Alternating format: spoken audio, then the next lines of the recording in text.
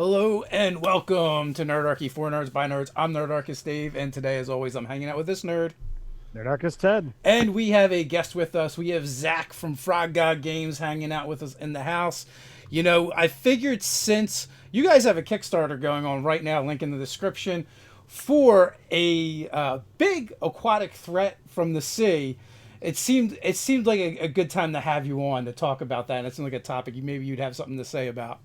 No, I have lots to say about Kickstarter stuff, but it's a it's actually it's an exciting Kickstarter just because we really have aimed on this time. We invested real heavily in art and various other resources for it. So I'm real excited to talk about it just because it's one we're really proud of. So, did you know? I already know the answer because we were talking beforehand. But did you know Wizards of the Coast was also going nautical? No idea.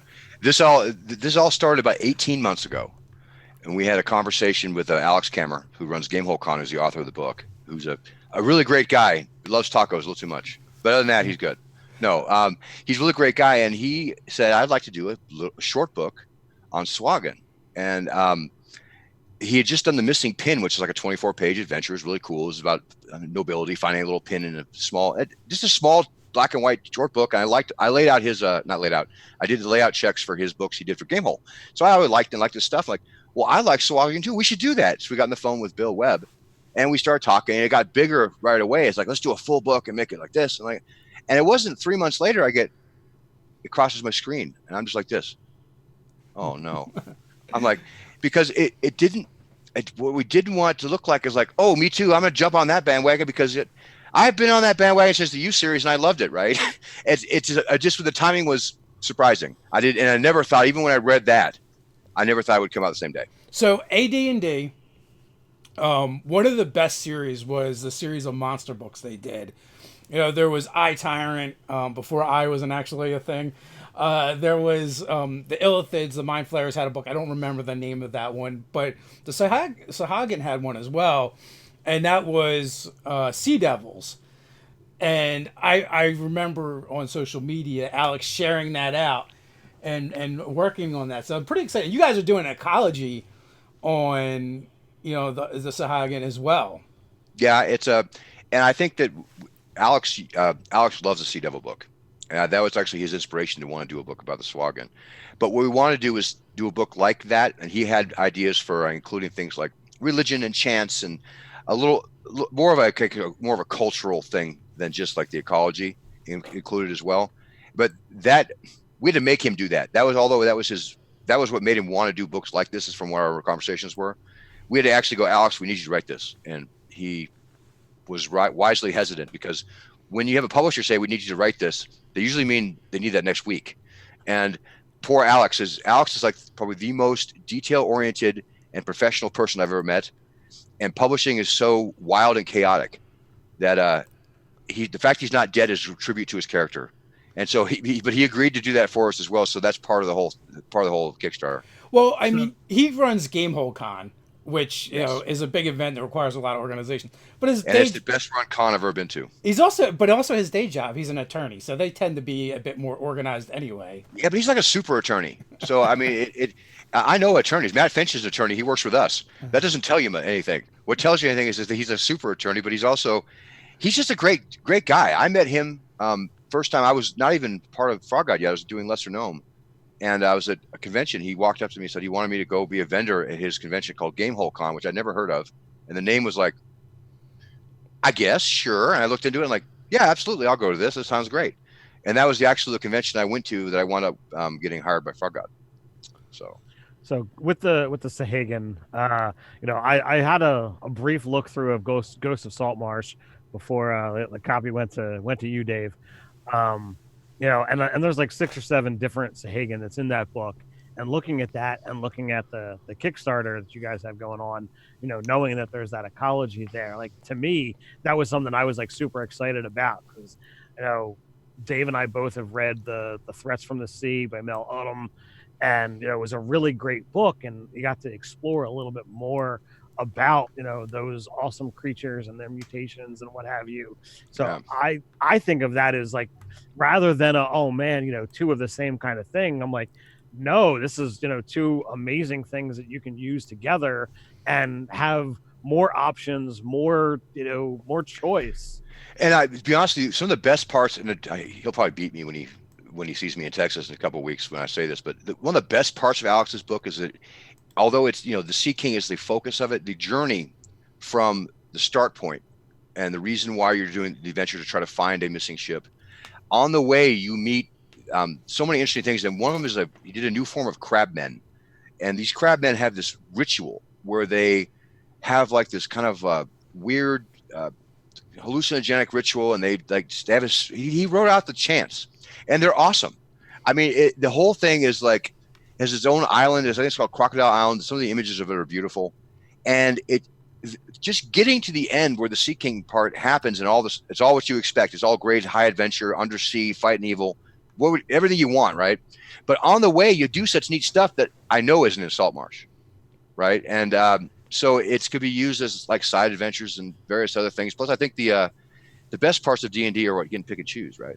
Oh, you pick what you like best. And Alex's stuff is among the best I've read, right? And so I recommend that if you pick up Saltmarsh, this would definitely be it would go with your campaign. We certainly would not be instead of it. So. Nerdarchy has always been, the huge proponent for steal from everything. That's right. Whether it be, something as inspiration, something that's like, well, it's a main quest over here, but it could easily, fit in as a side quest for my game. I mean, we buy every single adventure that Watts puts out, but we don't run them. For me, it's like, well, I'm going to get them for, the spells, the magic items, what have you. And when we sit down at our table, I'm homebrewing stuff. No, and I think that, that's what makes this game so great. Right? The reason that we can all be doing this now forever is that video games are fun, and I like them, and I play them. I just bought an Oculus Rift to show up today, and I'm excited about it. But I love D&D, and I'm more excited about new D&D stuff because of that. We have shared experiences, but we can make them different enough so I can tell you the story of what we did at Sea King's Mouse, and then you can tell me the story of what you did with parts of Sea King's Mouse. And we both had a completely different experience, but it was still kind of the same. And it's a shared story across the country. That's what the gift of 5th edition for all of us, I think, has been. Those are back. It used to be like we would all buy a copy of The Lost City, or we buy a copy of, The Final Enemy, my favorite. We buy that and we talk about, we played in this, and I did this, we fought this guy, but the thief died, and whatever experience. We were there, we did it, but it wasn't the same. When we all killed in the Halo, when we all fought the end boss in the first Halo, even though our tactics may have been different, it ended the same, right? And I think that that's what makes our narrative tabletop game the best, right? And the more voices we get, the more people talking about, the more ideas that come from everywhere. It's why the confluence of social media and the online stream games and all the stuff that Wizards of the Coast is putting out and the way they're doing it now is great for all of us, man. So what are some of the new things in the Kickstarter that people could expect to add to their game, even if they're just cherry picking stuff for adventuring on the sea? The crabmen, the entire the whole ritual is wild. It's really cool. There's a really cool events with the ships. As far as purchasing it, the Beadle and Grimms they do fantastic work, and we were lucky enough to be able to work with them to make a map set for the ships. It includes the three ship maps, and one side is blank, so you can use it for any ship anywhere, and the other side is Sea King Malice specific. And it comes in this really awesome tube, and that's something that is just really exciting for us. And I think that makes just that alone. We want you to buy everything, but if you came to our site, you could pick one of those up because it's only going to be available for this, and you could have that for ship games from here on out because of the blank side. It's really neat. That's really cool. I'll be honest with you, the map they're working on for the underwater city is. I just talked to Alyssa Faden today. I think you guys probably heard of her. She's a cartographer extraordinaire. Has a Twitch channel now. It's really good. I want to throw out a suggestion based on what you're saying with the crabmen, and I don't know how much work it would take, but based off of my personal experience from LARPing and dealing with cultists and chanting really has the ability to unnerve people. So if you could get since you have the stuff already there, this will unnerve you already. If you could get if you could get a recording of that, they could recording. You know what? that could be looped, and then you could just like hold on. Allow me to make a note really quick. I'm going to make this note because honestly, that's a really good idea. I think. Yeah. Hold on one second. Just note to Alex. All right. So while you're doing that, in my LARPing days, we had a cultist group that would always try to kill adventurers and eat their hearts and steal their power, and it was something that you could have 3 or 4 people off in the back that aren't actually engaged in what's going on, and they're just adding the extra depth to it. So you think you think that maybe a recorded chant done by I don't know 2 guys from Nerdarchy, we could. No one will understand what we're chanting. That's the point. It's just gotta be creepy, right? But just as a DM tool to just be able to throw behind the screen, it's like you begin to describing the area, and you start to hear something, and you just hit the little play button on your device, and it just starts going. We just City of Brass just shipped. That was what Kickstarter we had 3 ago. It just shipped in boxes, and that's one of the things we actually did. We hired a woman named Elizabeth Stewart who did some voice recording for us that we used as MP3 files that were in the one of the PDFs that you could click the picture, and it would then go through the like a verse. That one was a verse done kind of like a Surah verse. But it was part of the actual PDF. It's part of the PDF. Yeah, you can make any picture into an interactive element, and you click it, and it will start playing the audio. That's pretty cool. I don't think anyone else is doing that in the space. I think that one of the problems with it is you can do that, but it's about 3% of the people who buy PDFs and read them don't use Adobe Acrobat Reader, and then when you add those kind of elements, you get lots of email as to why that's not working. But we did it anyway. I made Chuck Wright, bless his heart. He's our hardworking layout guy. He's one of the greatest people on the planet, and he hates new stuff. And I made him do that. He figured it out, and he did a good job. But Elizabeth Stewart did a great recording. So yes, I am actually going to bring this up with Alex. Ted, that's why you're a good nerd, dude. Well, I'm happy to share my nerdy experience to help improve everyone's gaming experience. Yeah, that's right. Raise the game, man. Here you go. Eric in the chat has a really good question. New monsters are always welcome, but environments can be just as alive. Can you talk about how you've made the environments become part of the story rather than just set pieces? Well, one of the nice things about underwater adventures is that it's not just part of the story. Like you can walk through a marsh and a bog and you can have things that affect you, but you can't live underwater in most games unless you have devices, magic, other kinds of story-driven things. And so some of the aspects of actually playing underwater, playing in the city, those are described by Alex. And some of the parts I think that we adjusted a bit, knowing what was coming with the Saltmarsh stuff, like with the ship-based stats and such. Those are there, but the environment itself, there's a huge section about that. So since you guys are in Kickstarter now and Saltmarsh just dropped, will you guys look at that and change anything, like either to make it more different or bring it in line? Well, we already did once. I'll be honest with you. We did once because we were talking about there's a ship when we were talking about the maps with Beetle and Grimm's. And there's stat blocks for ships, and they're done a new way or a different way, or it just come out. And I wasn't a part of the genesis of that, but I was a part of the discussion of what should we do? Should we make the adjustments? And the answer was yes, we should. And Edwin Nagy, who's our 5e guy, he and Alex spent a bunch of back and forth to make sure we could do the best job we could. It wouldn't be exactly like they did it because that wasn't our role, but so it'd be easily to interface with it. So if you're going to use it with both, ours wasn't going to take away from it or have you make a decision one way or the other because we know which way it's going to fall. As much as we love our stuff, we know the boss is, right? And so we made sure they would work real well with that. So we already had done that. We have not looked it over closely since because most of us didn't have a copy. So Brian wants to know, would you be willing to throw in a dockside tavern called the Swaggering Sahagan just because it's fun to say? I would be. I tell you what, we actually have something called the Book of Taverns that is coming out here pretty soon for on a Humble Bundle, and I would put it in there too. But Swaggering Swag, I'm going to write that down too. So I think it sounds good. I'd say it 3 times fast, which I won't. There you go. Off-topic question. I will answer real quick from Honey Drop, the unicorn. maybe. What was their question? Is there a Marvel RPG book? Yeah. There's Marvel Phase Rip, which was the first game, but then there was another game that there was at least one more that came out after that, maybe two. I believe Margaret Weiss did one. You had a Marvel, yep. That wasn't Phase Rip, I don't think. No, it was not Phase Rip. And then I feel like there might have been one more. One of them was definitely like resource management. Wasn't there one that was just called Marvel Superheroes? You hit me at my worst nerd point, my weakest nerd point in my armor. Superhero genre is not my specialty. Because honestly, like I'm familiar with Phase Rip, but not any of the other ones.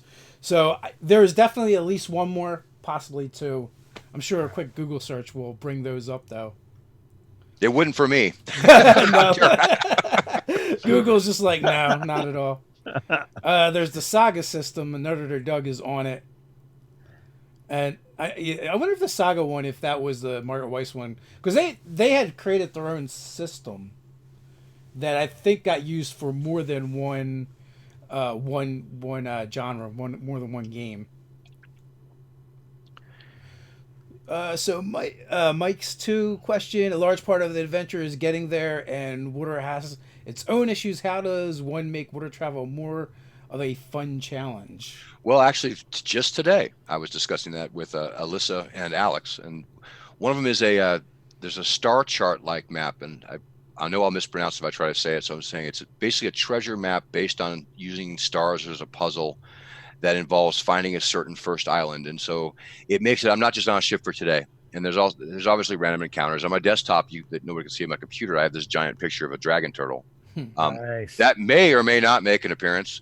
And there's some other elements that Alex has thought this out pretty carefully, because this is I say this, I don't say this in any way to belittle it at all, because it was just me too. I was the same way. This is his first chance to make a big book that he thinks wants to be a hobby store's full color, full size adventure. And so he's thought about this for about his whole life. And I'm with him too. So I can assure you that it's not just today this happened. Oh, the winds are dying. Oh, hey, look, there's a mermaid. It's way more interesting than that. And it's been done well. I don't want to give too much away. And some of the stuff has changed since I saw the draft of the manuscript. And I will be held accountable for what I say almost immediately after this is live, and I can't afford to be beaten up on my own people. So, I will say Saltmarsh does some cool things with storms, and they have a bunch of different like magical type storms that come up. They actually have like a different one for each school of magic, and then they have some other stuff as well. Then they got stats for your ghost ship and some other things, and that was just kind of like briefly looking through. Their stuff's incredible, and I was really excited that it was. I think I mentioned earlier. I was really excited that they picked Ghosts of Saltmarsh as their kind of next adventure, because my absolute favorite series back when I was a kid was the U1 to 3 for a lot of reasons. For biggest reason is that the second one I ever played was Sinister Secret of Saltmarsh, and I just loved playing in it when I was young. But actually, that was the first series that really had a difference. Like you made a difference. You could make a big mistake that made you not the hero anymore. And that by itself was a real revelation. And Alex Cameron pointed this out to me as well, and we talked about it, was that was the first time that adventures could be more than they were. I mean, Tomb of Horrors is awesome, right? It's great. We all could play it like, oh yeah, there's a trap, you jump this. Oh, look, it's a lich. Not to belittle, but that's what in Danger Dunwater, you actually have the opportunity to be the villain accidentally, and you can feel that in a way that makes our genre so interesting. And because when they picked Saltmarsh, they picked the Swagan, and I love the fact that Sea Devils are so much like Shadowrunner, Innsmouth, and all the things we like, but there's something so terrifying and dangerous about being deep underwater where you cannot breathe, where these crushing depths, and you have that compounded with the fact the storytelling of the first series was just so tight. I mean, it's just a strange way to put it, but things happened that you could control that really made a difference, and that didn't happen before, right? And so I know that carrying this on and using the ocean, because of the nature of the ocean, you go any direction you want, right? It's all open. It gives it a feel like we haven't had, I think, in some of these adventures in a while, that I think is going to be awesome. And I'm a huge fan of Storm King's Thunder. I hope Saltmarsh is better because I like Saltmarsh. For back in the day, I'm on that team. But man, watch these stuff has been great. So, you know. So we have another question from Joe. Says, I have a question. Would you like to see a game similar to Pathfinder Kingmaker on Steam, but having the game be something like 5e Waterdeep or something else? If it's dressed to me, yes. Zach plays video games, so he's a better person to ask. Zach doesn't play very many video games. Zach owns a lot of video games. Oh.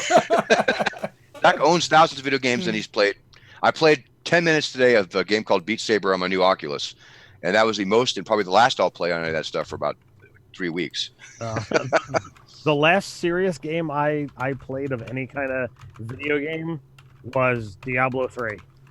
I played some of that. The last one I played was Elite Dangerous. Not the expansion, just the original. I didn't know there was an expansion. Oh yeah, I have the expansion. Have not installed it. Have not touched it. I got it years ago. It's one of the nice things about Frog Guide lately is we have a younger guy that's come on board to do some workforce or paid workforce, and he's young enough. With two of them, they're young enough to where I feel shamed now. I actually feel like an old person. I've met my demographic. Like I've gone over the hump. I'm no longer going to be cool, and I now realize it. And those guys made me prove that to me by the games they talk about. But I can actually ask him; he could tell me what's cool. That's been useful. So, bringing up that, I had to change my shirt before we got started because it was kind of green, and I was starting to look like the Predator from the Arnold Schwarzenegger movie. And my son and his girlfriend were upstairs, and I'm like, hey, I got to change my shirt because it's making me like a predator. And they're like a sexual predator? What are you talking about? I'm like, that movie reference. Go there, but okay. That movie reference is like. Yeah. We got to be careful with that sometimes too, because that's actually that's a perfect example of how that could be dangerous. We could make a Bill and Ted reference, and they would think we're crazy. Yeah, that's true. Although they might be working on another one, so it's coming back. I heard they were, and they'll still think we're crazy. Yeah, true. Well, being a Ted, it's I bet. I didn't even think of that. Yeah, way to go, Evil Ted. Evil Ted, yeah. So, Talk Knock Blog wants to know, is it fine to be a no boundaries DM? I'm not even sure exactly what that means. If I would say yes. The good thing about tabletop games is you can be wherever you want to be. Yeah, if you're running the game, you don't need anyone's permission. You can run it however you want. Now, the caveat to that is you may or may not end up with players, but you can run it however you want. Yep, that's absolutely true. The thing with having a no boundaries GM, you have to approach it from a certain perspective. You can be like, look, I'm gonna allow all of this stuff. I'm gonna allow you to do whatever, but it's going to derail your story. It's going to possibly alienate players, and it's it could be a massive issue. But if you've got players that you are gonna trust to handle those boundaries, those boundaries correctly, it's an awesome experience. It's an understanding. It has to be understanding from everybody at the table of buy-in from the beginning. But I think some of those games are the best games, and like it's my boss. He runs a game at conventions with Matt Finch runs them as well, called Mithras Tower, and they are pretty much open-ended. Like you can do what you want. Everybody who goes and plays in those games knows this, and they go a lot of directions. As long as you're cool with it going a bunch of different directions, they can be a lot of fun. I'm no good at those kind of games. As the DM or the player? Either. Fair enough. With the last campaign that I ran, I started at level 1, took it all the way to level 20, and like I allowed the players to do whatever they wanted, and I didn't really prepare a lot of material ahead of time. I had some ideas, and I'm like, okay, well, depending upon what you're going to do, here's how I'm going to react. That whole mentality I can't do with the current game, because like during our session 0, like it was set in stone that we're doing a 12-session story arc. Well, when you do that, I can't give you free reign and provide an arc within a certain time frame. To me, that it doesn't work in my head. I'd love to go free form, just be like, let's just see where the story goes and see how long it takes. I would never commit to anything like that. I would never tell anybody. I may have 12 session arc, but I would never tell anybody. Then they'll hold you to it, man. I mean, one of the things that I want to do, the fact that I'm here talking about gaming all this all this time, like I like to have my skills tested. I like to be able to see, okay, well, what can I do? And yeah, absolutely. I see. I gave them options, and I've gamed with all kinds of players who were like, no, I'm just, we're going to sit and play, and it's going to be what it's going to be. And other times, people are like, no, let's do an arc. And, the last time I did that, somebody ran a 6-session story arc. Like there was no real chance for, character subplots or, off book. You really had a fun and enjoyable railroad. And I gave them the options, like, what are we looking for, for length of campaign, and it was settled on 12. I'm like, all right, well, as long as you got buy-in, man, I think everything's cool, honestly. And I know I'm gonna bet 80% of our customers who purchase our books for gaming never actually run through the arc. They do parts of it and pieces of it, especially our bigger stuff like Rappahatnock. Anybody who runs through that is a crazy person. But yep, there you go. But the pieces there that you can use and the inspiration you get is what makes it really worth making. That's the best part of our making our stuff. I used this part of your book and it was great. And I'm like, well, you know what? That's like the best news. I mean, I'm glad that actually made your game better, even if you didn't see the rest of it, because we have great writers who write great stuff, and using just a part of that, I know makes their whole, like, it makes it worth it, because the worst part about being a publisher is realizing the cheapest part of the whole input is writing. So you got Bardgate, Blight, and the dungeon that I can never pronounce for whatever reason. Like those 3 books alone, if you stack them up, Ted could hide behind them. Yeah, well, I wouldn't quite go that. You can use City of Brass though. You can add that to it too. That's also long. Yeah. And we have Slumbering Czar. Was the first one we made. Frog God. So okay, so Blight is the biggest one then. Yeah. Blight's the biggest one. It is. And it is by words and by, not by page, but by words. I mean, Bard's Gate is, almost, almost, or just barely bigger than other books that are out there. It's just over 400 pages. Rappahatnock, you're talking about, just over 650. But then the Blight, like, you could use this thing as a weapon. It's almost no, you can't use a weapon. But the best part of the Blight is such an interesting adventure. It was so like dark and different without being. It is not like anything anybody's played, and so it's really neat. And it's one that when we were working on it, I only read excerpts, and I'm reading excerpts. I'm like, that doesn't make any sense. Like, who's gonna? And then you see it kind of as a whole. Like, this is a really neat place, right? Would I pick that one up myself, my first one for us to play and recommend? No, but you want to try something really different and cool, the Blight's it. But honestly, you're the ones in front of you. We just released it's shipping or just arrived with a City of Brass, and that's a whole another great big long one that goes into another planes, and you fight Freet and all kinds of things. We have a lot of long books like that. We're kind of moving away from the longer books, mostly because we want to tell more stories and not so many that are that in depth, and the price point per book is not as good of a deal as it used to be. And we find that more like Sea King's Malice is probably about 200 some pages. We don't know for sure. It depends a lot on, you can never tell you what a page count is even with word count. But we're looking for a little bit shorter and full color and stuff like that. But man, there's like 5 books in that Kickstarter though. There are 5, but some of them are like pretty short, 44, 48 pages, 36 pages. The main book itself is going to be 200 some, and maybe a little bit less with some of the extras. It's good stuff. I'm real excited about Sea King. The art at this point in the process we have now, thanks to Casey Kristofferson, Alex, and everybody involved, and the artists, like, too many to name, but they're really awesome. This stuff is literally the best we've done, and it's finished. I think we're waiting on the final bits of the cover. Everything else is done. So we have a question from Elfbait. Will the Blight, that's a great name, stop a bullet? Well, that actually, I'll tell you the story. Yes, it will, and so is the first book we did was Slumbering Czar, and it was tested by at a shooting range that is on the property of our CEO. So Yes, so it will. It's been tested. It's been tested at medium range. 45 does not stop. It does not stop, but anything smaller than that does. Yes. Now, every time we go to a convention, we sell books. My boss he'll be there. He'll pick up a copy of The Blight or a copy of the Tome of Horrors. And he will shake it like this, and nothing happens. The binding we get for is library binding. It's a special kind of binding that they do with extra stitching and everything else. And the pages they're when you say bulletproof, we actually mean it. And so I watched him shake the books, drop the books.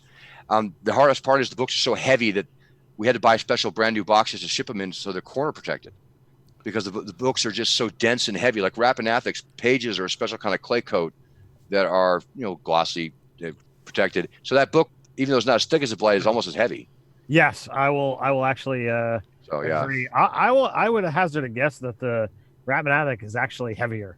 Yeah, I think it is because of the paging. And so we have to get special boxes to ship those books correctly to make sure they get there like that. But once you have that book, we will replace any book that gets ruined, as long as you didn't shoot it yourself. But if you're using it and you've been using it for 8 years and we have a copy left and it's fallen apart, you can contact us. We live by those books and the binding and the quality they're in. So yeah. I was kind of telling you off air. I've actually got the Monster Manual Tome of Horrors sitting over behind my computer there for some session prep for my next game. So that's actually the project that I'm in charge of, the Tome of Horror projects, and so I'm glad you like it from a personal perspective, because all my company stuff is great, but the stuff I do is the best. Well, like every GM out there, I love monster manuals, and sometimes I use them as inspiration, and I'm gonna take what's here and I'm gonna twist it a little bit and I'm gonna make it my own. Yeah. But for me, like, I do that because I'm used to gaming with veterans, and I'm like, I don't want you to know what I'm playing with. Yeah, no, and that's why we do the Tome of Horrors. A lot of the decisions we make when we make it is aimed towards veterans that would expect to see this and it will do this, and it does not that at all. And we'll have actually Edwin Nagy and I have had conversations like, they won't expect this. Like, nope, not at all. Put it in. Or we've actually had like typos and like, nah, we're gonna leave it. Just change the CR. Because it makes it interesting and cool. And so we're working on something that I can't talk about, stuff that we're trying to do something really significant digitally that has to do with monsters coming up here this year, and that's going to be exciting because we think these are the kind of elements that matter. So it's gonna be good stuff. So a couple things, Mike Z2, how long does it take Frog God to bring a book to market? And then Elfbait, this is more just a comment. Smack someone put my players around last night with a 5e foes monsters. Right on. We appreciate the 5e foes comment. How long does it come to market? That has changed. It used to take longer. We expect the Sea King's Malice to be available for sale at Gamehole Con in November. That's pretty fast turnaround. Oh, that's why the art and stuff's already done. We have the longest it would take us is usually 8 or 9 months from the Kickstarter. We've changed how we've done a lot of things based on what we've learned. But from now, we don't launch a Kickstarter. The manuscript's already done in editing, and the book is getting really close to layout. Sweet. So were there any what was the biggest surprise from Sea King's Malice? Like I didn't think of doing that for a sea adventure. I know what I want to answer. I'm afraid to say it because I don't want to ruin Alex's surprise. But the very, very dark and creepy element that Alex put into it as to the motivation behind why these people disappear is really Lovecraftian and really, really dark for an adventure that is like a high seas epic. It reminds me of a Call of Cthulhu type adventure in a way that I didn't expect. But if I give the specifics away, he might sue me. He's a lawyer, Yeah, that's true. I'm afraid of that. Yeah, we don't actually want any spoilers. Though the crab folk in there, what are they called? Because they do look amazing. The art on them is great. We just changed the name. We decided that we didn't like crab folk anymore because it gave it kind of a less than serious feel. Yeah. A lot of crab folk have been done less than stellar. And even the ones we had in the Tome of Horrors, they were based on older ones, and these Chroniform, I can't guess, but we changed the name to them to give them a more serious feel, even though they're my favorite. Actually, I'll be honest, they're my favorite illustrations that we have on the Kickstarter. The crab folk rock. on that page, like all of the artwork is amazing, But for me, who loves monstrous humanoids, I definitely feel that the crab folk, or whatever it is you're calling them, is the best picture there. No, I it's good haven't stuff. seen the rest of it, but on that page. No, there's a lot of great art, and the art's gone through so many revisions to make it match the text very well, and to make sure that we have a guy. You should sometime have him on. He's amazing. His name is Kristofferson. He wrote the Bard's Gate, for example, and he's been writing for Frog God and Necromancer since like 2002 or one, and he's more words than you can imagine. But he's an art teacher at his day job, and he has found us artists. They're just amazing. They're young, and he works with artists who are already established, and he can talk to them in a way that I could not. Like I was the art director for the Tome of Horrors. That's easy because there's no background. It's just a creature by itself, and it's there's no. You don't have to mix it with words. You're not trying to get a feel to it. I mean, I don't know how to say all that stuff in art language. It really is kind of like you speak common, you speak thieves can't, you speak art, and honestly, that's what makes it amazing. And the Sea King's Malice has showed me just how good Casey Kristofferson is at this. So, if I can go back to you brought up the Fire fifth edition foes. Yeah. Friend of the channel used to be intern Jake. He says that Doombats is the best monster ever. Doombats is good. He can't do a campaign without using them. So Doombats is awesome. No, I one of the reasons I was happy when Frog God Games actually offered to have me buy in to become a partial owner was because I owned the Tome of Horrors, and I really liked it. I liked it because it was different enough to be scary and unusual without being overtly gonzo just for its own sake. And I thought that was a really cool book. And I thought, well, if this guy's like this, I can kind of do this.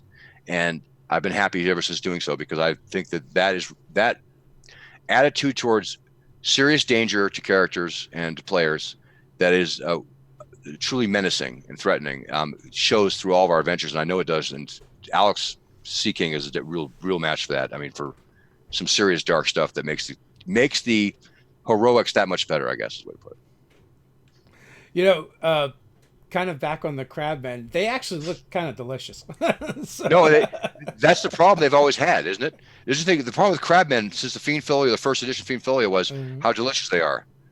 So being delicious, like we did Bunnies and Burrows just recently, the reprint for that, the third edition of the rules for that, and one of the problems is life was not easy when you're delicious. That was I put in the Kickstarter video, and it's so true. Crabmen had the same problem that rabbits do. Yeah, I mean, all you need is some melted butter and go to town. Drawn butter is that should be kind of like a cross to a vampire. Those guys. That to me, that just reminds me, like the way you're speaking reminds me of back when I played Kobolds Ate My Baby. So, which book is the exploding frogs in? Good Lord, all of them? No, isn't that in Tome of Horrors? I think so. Well, I think it's Tome of Horrors complete now. Is it Tome Forest 5? I know we have a swarm of frogs in Tome 5. There's frogs that they want to explode. Man, I was manager of that project, and it's probably in there. All right. Well, I don't know. I'm gonna step off camera a second and grab it. Yeah. You grab a copy because I don't have a copy.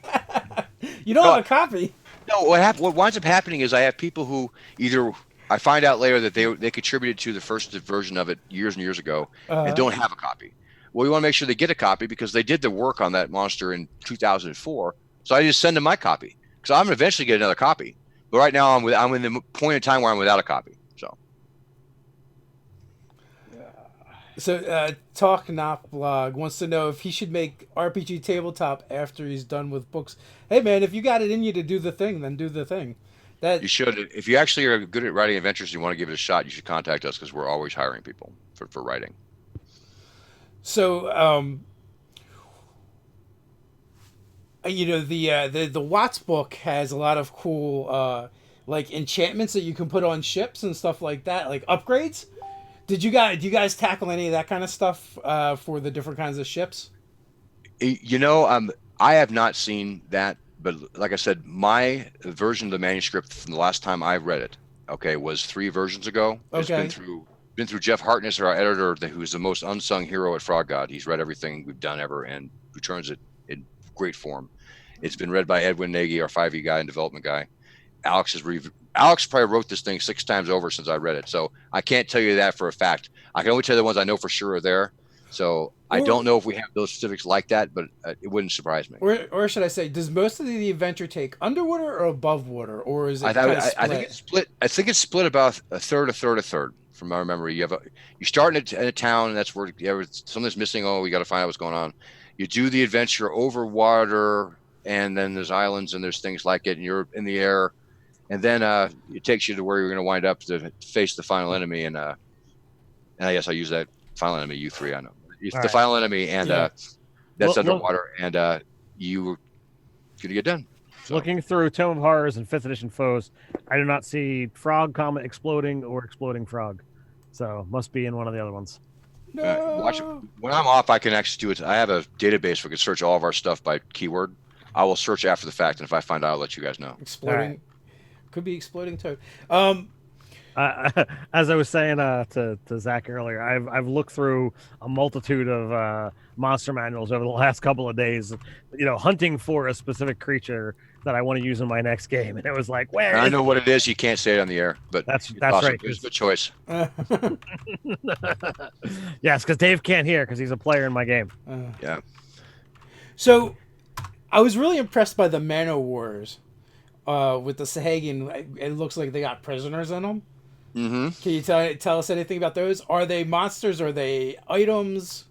Well, I can actually tell you about that because that's the one part where I actually had a contribution in this book. That is, Alex asked how you would bring people from the surface below. How would you bring them down and have them still be alive? And I said, well, you put them in a giant jellyfish. So it was a way to bring prisoners or bring captives from the surface down below, and it was a way to do it that was like not just using the standard magic, because magic is great. I love it. I love playing. Wizards are the best class ever, right? But using magic as your excuse for everything gets kind of old. And so Alex had asked me about that, and that was the one bit I think I added to make this any better. Well, so yes, the art for that is amazing. It is. It is amazing, and Alex's description of it to the artist was awesome. Casey brought it back, and when you see it, you really get the feel like this is something bad's going to happen here. So we have another question from Eric, and he says it's okay if you can't answer this, but new adventures can really shine with new mechanics to make it a unique experience. Are there anything new mechanic-wise that you can talk about or that you're especially proud of? Not that I can talk about the stuff that I am proud of. I know that we're real light with that generally because we want to make sure that all the 5e mechanics are really Wizards of the Coast makes those, and we want to make sure that when people play it, they want this is recognizably for 5e. Yes, we do have some. I think we have some that. If I say it, I'll get in trouble again. I can't afford to get sued by Alex, man. I just can't. All right, so there's things in there that you're proud of that you can't talk about, and we'll leave it like that. Yeah, no, and I'm proud of them not because I wrote them, because I didn't. Though I'm proud of the jellyfish. I am proud of that. But honestly, I'm proud of the fact that we get to publish it. So I think it's worth mentioning as well that there's going to be a what is it? Swords and Wizardry is your OSR version. Yes, it's also our version, and there's a Swords and Wizardry version of it as well, along with all the other individual like modules and adventures that you can get with it that are unlocked during the Kickstarter that are our Swords and Wizardry. It's a great adventure for Swords and Wizardry because it has all the elements that you find in older school versions of D&D. It's that will be available, and this is an easy one for that. The Blight was hard to turn into Swords and Wizardry because it was so different, but this one's a good one for that. So for anyone that doesn't know, is that a game where you can just play an elf? Yes, you can just play an elf. That's an option you have. Yes, but you can also play the elf fighter magic user. Using the AD&D rules. Matt Finch wrote Swords and Wizardry early on to be like 0 edition D&D, and then he added some of the components to it to make it like the AD&D as we played it, not as it was written. Because I challenge anybody, even you, Luke Gygax, even you, never played it as written. It was the way we actually went up playing the game with the rules that we were given, and Swords and Wizardry streamlines that and makes it easy to pick up. Yeah. Sadly, it's deadlier. There are fewer rules to cover situations, because the assumption is you're going to make those rules up as you go as a GM. So Sadly, I didn't start playing until second, so I don't fully know playing the elf. you're not missing much. I mean, I loved it, right? Eldritch Wizardry is one of my first books I ever had for the first Zero edition, and the Player's Handbook for first edition, and I have the box from Mold Bay BX, and so I'm from pretty far back there, but second edition is my favorite edition of the older ones. So, Okay, so Charles Wright kind of answered the question. I know who he is. I suspected you might. So is that a deviation from standard OSR?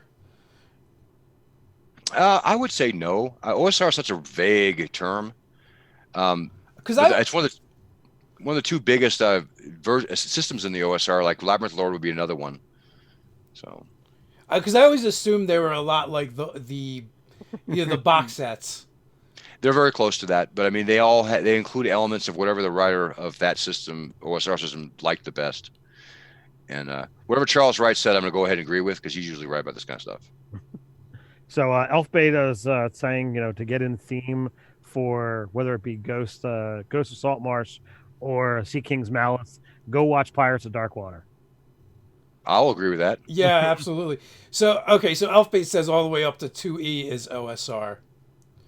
So I guess, but then again, like I guess the misconception is a lot of people thought that the box sets were the predecessor to AD&D, but they weren't. They came out after. I believe they came out afterwards. The very first thing that came out was the box set, the brown box set, which was the free books, Men of Magic and Monsters Treasure.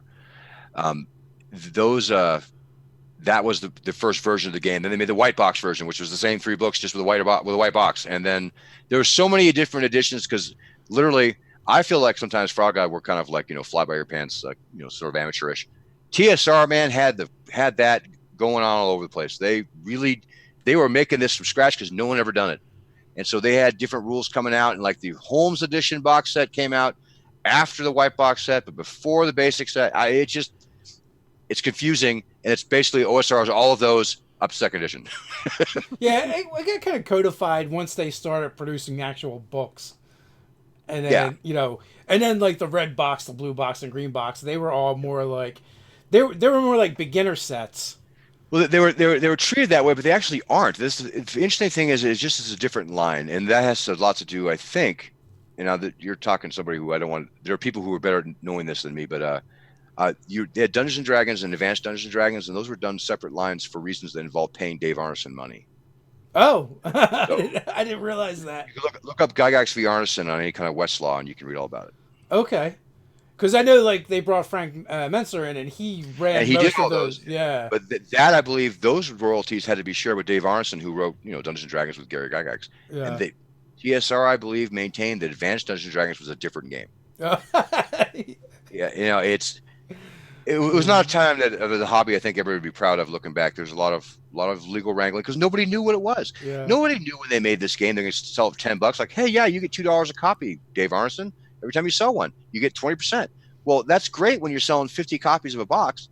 When you're selling $200,000 a month of this stuff, that becomes a different way to do it because things scale different. And you have a lot more stakeholders, right? So it's just about growing up as a company, and that's why that happens. So and I've been told that by people I think know, so I'll take that as pretty legit. Yeah, there was some weighing in on the chat as well. Elf Bait is weighing in. Charles BECMI and AD&D are two heads of the same Hydra. Yeah, I would agree with that completely. You cut one up and it just comes back, man. That's why you have my wife calls them the teal box and she has all the colors down that I don't even know they are for the BECMI. Yeah. One time she had made a joke on Facebook. She was selling my stuff on Facebook, like an auction. And she's like, oh, it's the teal box. I'm like, right. She was right. So anyway. Although those box sets. Frank probably, shuffled. Those box sets had some of the best art on the for the cover. No my favorite is the green box. Yeah, it was wasn't the Explorer, because I think the Explorer was the blue one. Yeah, the basic was red. The gold was the Immortals. The green, damn, I can't think of what that green was. I bet somebody in the chat knows though. Elfbait, I bet you know. Canyon, right? That one? Companion, yeah. Yeah, nice stuff. Oh no, it's not green. It's blue. Yeah, well, it's blue-ish. The blue is this one. Yeah, bluish. But I know it had the awesome green dragon on it, and that great sword that's like twice as tall as the guy. No, I know. I love that kind of like ridiculous kind of Conan stuff. That makes me happy. That was like the Cloudbuster sword before there was the Cloudbuster. For sure. See, you guys talk about your box sets, and I hear the word box set, and like this is what I think of. Dark Sun, or the campaign settings. That's the boxes. Don't make me bring it out, man. Don't make me do it. But you don't have Willow, do you? No. I don't have Willow. I collect them. I don't know if you can see that all. I have Oh, shelves, wow. box sets. That's I love box sets. I met you guys the first time because you had me on for my one that I made. Box sets are like where it's at. We don't make box set of Frog God because we're not stupid. It's really hard and expensive. But yeah, I guess well, you could probably confirm. I could talk all day about it. Confirm this or not. But isn't it? Stores don't like box sets. As somebody told me. Well, a couple of reasons. One is you usually have to shrink wrap it, and if you have to return it, it's not sellable. That's one. Two, they come damaged more often than not, and three, it costs more to ship them because they're not a book. You can only ship media mail if they're books. Oh, interesting. And there's other reasons as well, but that's the big ones. I love box sets. I made a box set just for that purpose, but I'm done making box sets now. Then you learned your lesson. I've had people ask me, how do I make a box set? Like, the easiest way to do it is just to make one for yourself and sell everybody else the book. I remember you when you did Death and Taxes, doing the updates about making boxes, in your garage or your living room or wherever you were storing them. Yep, that's the one. That's one of my 2 box sets that I made that he just pulled out there, and the reason I backed that Kickstarter was because it was a box set. That's why I wanted to do it, because it was a box set. But honestly, the first one had like 78 individual parts that I put in there, and that one had over 100 individual pieces that had to be put. Like, you have miniatures, had 3 pieces you put together in a little baggie, and then you put them in a clamshell, and then you put a little card inside. You put them. It took hours. It took hours. I watched the entire Deadwood series, second season, putting together 30 boxes of Death and Taxes one day. Wow. And that's only 30 boxes. But the first 30 is the hard ones. I mean, that's not a fair statement, because I had to put together 400 miniature clamshells with miniatures that have 5 pieces each in them, and I got to do all that correctly, and that takes me 3 hours to do that. And then I can move on to the next component. But once you have all the components together, slapping them together is not that bad, but getting them right is tough. Yeah. I can just imagine. It's not a nightmare. It's not a headache that I want. We could do it for God, because we could ask the printing company in Hong Kong to do it for us. Oh, right? There you go. Possible. But the problem is that you have to be able to sell a certain number to make them affordable. Like, yeah, the Stranger Things box set I just got is awesome. Frog God could never sell. 1, we never get the rights, but 2, we could never sell that many copies of it. Yeah. I heard that WotC has something coming out at Target. Yeah, the Essentials. That is exciting. I think it's awesome. I think it's great that we're back in those kind of stores, but they can get that done that way and make those boxes because they have the numbers. Even a publisher like we're one of the bigger of the third-party publishers for 5e. We don't have the numbers to justify easily doing box sets for 5th edition. The Stranger Things, one of the things about that is it actually has Hasbro on it, not Wizards of the Coast. First thing I noticed when I got it, I actually took a picture of that and sent it to my boss and let him know, like, hey, check this out. This is new. Well, there's kind of like there's a YouTuber that did a video, and he, and specifically kind of about that, and the idea that is there even a point to Wizards of the Coast anymore? Because, like, initially when Hasbro bought Wizards of the Coast, they had to prove that they were still, going to make the products that we wanted and make our game. But it's been 20 years since they've actually produced anything, that wasn't from Hasbro anyway. So, like, it's just another name on top of a name at this point. But I think that it's indicative of, like, so many creative properties. Like, when you go to the movies, how many different 10-second animated shorts do you see about what studio did what? You watch 3 or 4. Like, this is this studio, and then also a production of this. It's the same thing. There are a lot of people. In order to make a product that is that big for a market share, you have lots of different aspects to it, and Hasbro does their part. I'm sure that I'm sure that the Wizards of the Coast relies on Hasbro's probably legal teams and all the stuff for fulfillment in a way that they wouldn't. They're free to do the creative stuff in a way they wouldn't be without Hasbro. So that they each got their step until Zach gets his copy from Amazon of Stranger Things, right? So, and I would also think that yes, they've got the big parent company for dollar signs and what have you, but like when we as nerds, if we look at Hasbro, isn't that board game company? Like we wouldn't now, I don't think, but be honest with you, I think Wizards of the Coast has earned the right to keep their name on it for as long as they want to. I would agree with that as well. And I think Hasbro feels the same way, because in the end, when it was bought by Hasbro, what they were buying was the IP in the name Dungeons and Dragons, not necessarily the game. Wizards has made the game worth money again, not just the IP. Yeah, I would agree with that. And I think that I don't think that, especially now, the team they have there, I think that you have to be stupid at Hasbro to mess with it. Yeah, that.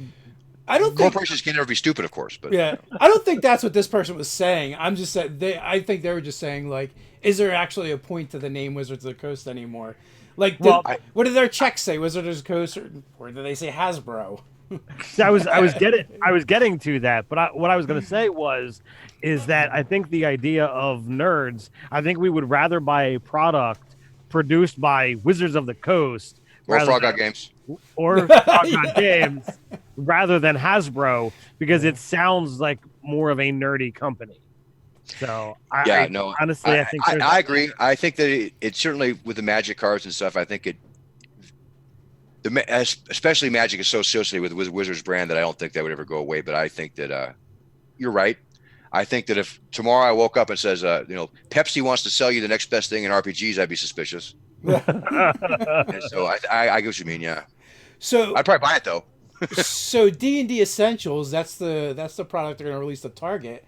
So the question is that going to say Hasbro on it, or is this going to say Wizards of the Coast? I have a feeling it would probably say Wizards of the Coast on it, just because I don't think they would change the brand at this point, but maybe they do. And you know what? I'll still buy it.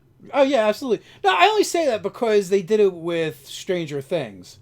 Like, there's already a precedent. But Hasbro probably has the licensing from Stranger Things because of the that toy lines. Could be a morass of legal stuff that I don't understand, and that's why I hesitate to make a guess. It will be wrong. I'm just nerd speculating and curious. I like to nerd speculate too, but I'm afraid someday if I ever want to talk to people at Wizards of the Coast, they'll remember what I speculated.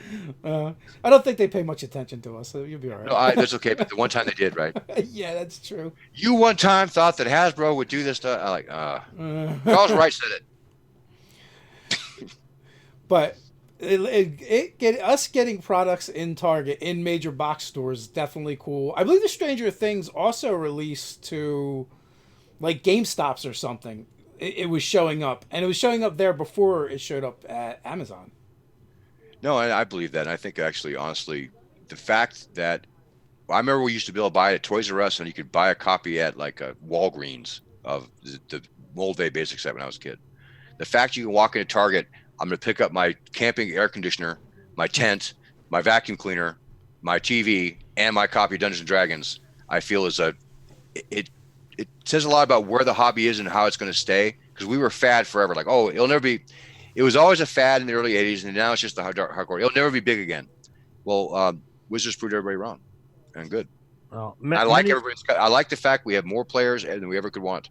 We could play more kinds of games than we ever could before. So.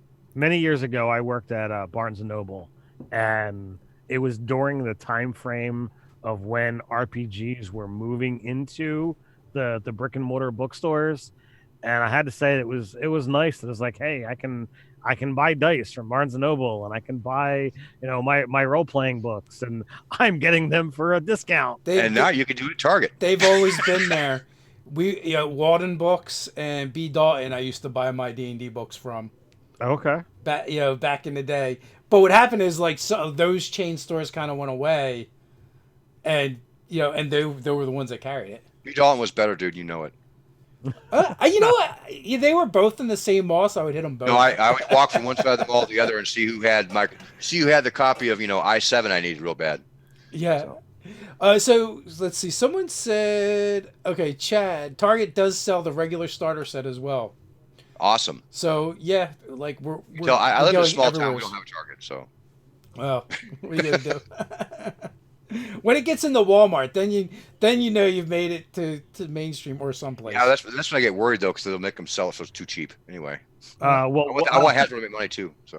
Walmart does have some of like the WizKids products that you can buy online. It's happening, man. I was scrolling through Facebook today, and there was literally a Walmart ad, and it's like, "Hey, do you want to buy the spell effects?" And I'm like, "What?" You can actually buy all of our stuff on Walmart online as well. If anybody who has a POD, print on demand copies of books they make available for what they call the market, the electronic market, we'll put it into Walmart.com. So it's really freaky when I'm looking at Frog God and I see like the Blight, or not the Blight, but it's something like 5th edition foes at Walmart.com. Oh, that is funny. You can't have it delivered to the store and picked up. It has to go just to your house. Right. That's pretty sweet. Well, we are at that time, so we're going to finish things off. Folks, go in the description. You will find a link to the Kickstarter. Go check it out and show Frog God Games some love over there. Go look at at the very least, go look at the art. It's amazing. Also, the awesome, amazing Satine Phoenix does the voiceover for you guys in the video. And she does a series of actual play videos that are really awesome as well. So yeah, so you can actually go see it played, so you can check it out over there. Thanks for coming on, Zach, and until thank you. I always love being on. You guys are great. So until next time, stay nerdy. Stay nerdy. Stay nerdy.